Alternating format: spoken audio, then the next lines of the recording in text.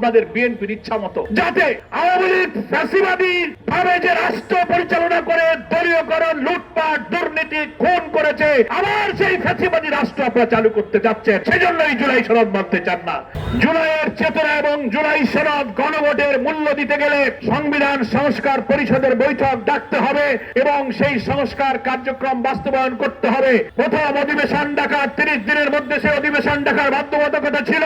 ইচ্ছা করে বিএনপি সেই অধিবেশন ডাকে নাই। যদি আপনি আন্তরিক হয়ে থাকেন যে না, প্রথম দিকে 30 দিনে পারি নাই, আমরা আসুন এখন আমরা সেই বড় সংস্কার করি। সংস্কার অর্থ হলো সংবিধানের, রাষ্ট্রের সমস্ত মৌলিক কাঠামো, চেতনাকে পরিবর্তন করতে হবে, আমূল পরিবর্তন করতে হবে। সংশোধন মানে ছিটে ফোটা দুই একটা ভাষা বাক্য বদলাবেন আপনাদের বিএনপির ইচ্ছা মতো, যাতে আওয়ামী লীগ ফ্যাসিবাদী ভাবে যে রাষ্ট্র পরিচালনা করে দলীয়করণ, লুটপাট, দুর্নীতি, খুন করেছে, আবার সেই ফ্যাসিবাদী রাষ্ট্র আপনারা চালু করতে যাচ্ছেন।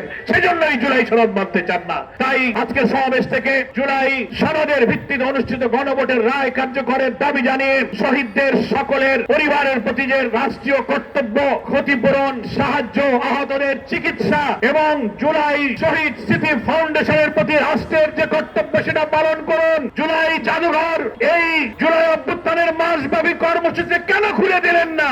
যেদিন শেষ হয়ে যাবে 5ই আগস্ট, সেই দিন আপনি খুলে দেবেন। জুলাইয়ের আন্দোলনের চেতনার সাথে এই জাদুঘরে গিয়ে মানুষ ফ্যাসিবাদের চরিত্র, নির্মমতা, বর্বরতার দৃশ্য দেখতে পেত।